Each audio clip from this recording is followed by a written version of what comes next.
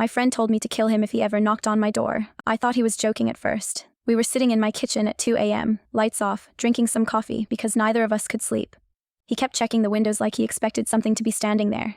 "If I ever show up at your place unannounced," he said very calmly, "don't open the door."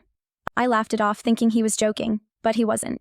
"I'm serious," he continued. "If I knock, if I call, if I text you asking to come in, don't, and if I insist, if I sound desperate, you need to kill me."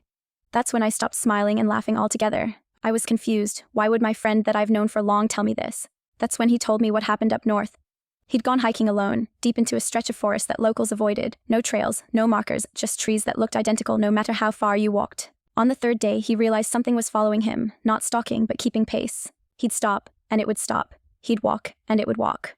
When he finally saw it, it was standing between two trees, half hidden, like it hadn't finished deciding what shape to be. It looked almost human, almost. Too tall, arms a little too long, head tilted like it was listening for instructions. When it opened its mouth, it spoke in his voice, but it used the wrong words, like it had learned language by watching someone mouth sentences through glass. "Help me, I'm lost." My friend ran. That night, it stood outside his tent and practiced. He said he could hear it repeating his name over and over, changing the tone each time. Calm, panicked, angry, laughing, crying. It never touched the tent, it just learned. By morning, there were 2 sets of footprints leading away from the campsite, only one set came back. When he finished telling me this, he looked smaller somehow, like something had been hollowed out.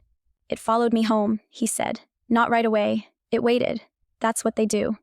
I told him he needed sleep. I even asked him if he wanted to go therapy. He grabbed my wrist hard enough to hurt and said, eyes wide, "If I come to you, it means it worked." He left before sunrise. 2 days later, he stopped answering his phone, and a week later I got a text from his number. The text said, "Can I crash at yours tonight?" No punctuation, no nickname, he has always used both, so I didn't reply. 10 minutes later, another message arrived. "Please man, I really need help." I locked my door that night. There was a knock, 3 slow taps, a familiar rhythm. I didn't move an inch. From the hallway outside my apartment, his voice called out perfectly steady, "I know you're awake." I stayed silent. Something shifted on the other side of the door, a long breath then softer. "I told you this would happen." The handle turned. It didn't open, but it turned. And I didn't sleep at all. This morning I checked my phone. There was one last text sent at 4:12 a.m. "It's better at being me now. I don't know what to do." An hour ago my neighbor asked why my friend was standing outside my door all night. He said he never moved. He just stood there, waiting.